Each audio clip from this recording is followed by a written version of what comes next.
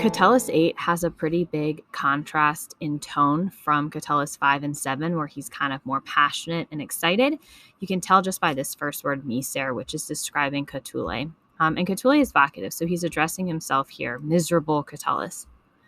Next up, we've got a couple jussive subjunctives. An adjussive subjunctive exists when your main verb is in the present tense subjunctive. Typically, these exist in the first and third person, but here we have it in the second person.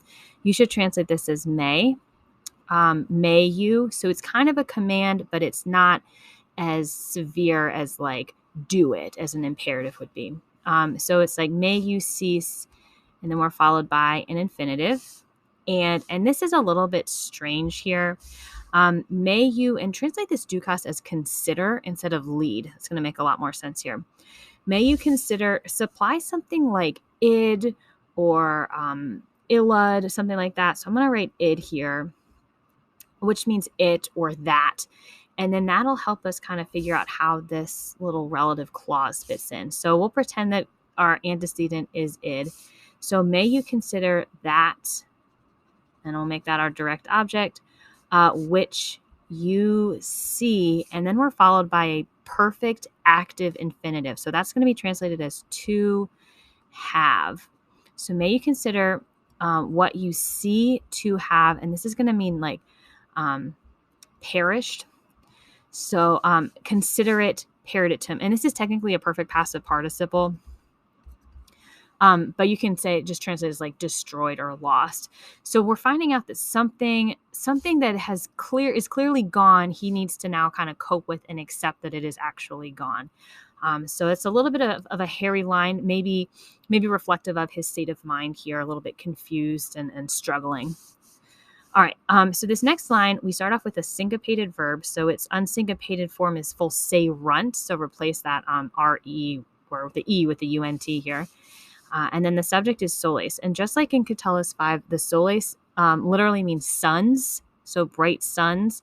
But think of it as days of time passing. So the bright suns, fulsere, quondam, just a little adverb here once and for all, and then tibi is in the dative. And then we kind of find out when this was happening. So your cum will be translated as when. When titibas is going to be a frequentative. Try to write that over here. A frequentative verb is a verb where we've taken our verb like wenia, wenire here. We've thrown this little extra titibas thing in the middle there, and that indicates that something that was happening frequently. So you were coming frequently. You were coming and going frequently, not just one time, but a lot. And the imperfect tense, I think, really helps emphasize that as well. And the quo here will mean to wear, and then puella, dukebat. This time do translate it as was leading, probably, instead of considered like we did up here. Then the next line, we start off with a perfect passive participle. And this is going to be describing the puella from up here. Your nobis will be a dative of agent. Let's translate it as by. And this does mean us.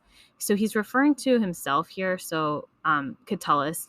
So by me might make more sense as like a poetic plural here. You could also think of it as himself, that he's addressing, and then himself who is doing the addressing, almost like two people. But I think probably more likely it's just a by me poetic plural. And then your quantum here is going to be translated as much as, and then nulla, supply a puella with that. And then amabitur is going to be your verb. And that's future tense. And this is a little bit snarky, but it gets worse in part 2 of this poem. Okay, so in our next part here, we've got a substantive. We're going to start with our cum. Pull that in the front. Just a little post position here. So there, when, there, and then illa, multa, and yokosa are all going to go together. These are all adjectives, though. And so we're going to turn this into what's called a substantive. So since they're all neuter plural, we're going to supply the word things. So those many full of joking things, those many joking things, fiebant. And then we have a relative clause here. So these things which, so the antecedent is going to be yokosa or illa or multa. And this is going to be your direct object. We can tell because we already have our subject too. So these things which you, volebas, and again, he's continuing with that imperfect. And then with this neck and nolebot, we've got a litotes. And I really like this one because it makes you question, does she want what was happening to be happening or not? So puella and nolebot. All right, and then this line is going to echo line 3. And so you can see it's got almost the exact same structure. We've got fulsare, we've got quondam here, and then we've got were. So that were meaning truly, so really emphasizing this at the end here. Then we've got candidi going with soles again. That's your subject. And then tibi is a dative, so 4 on that one.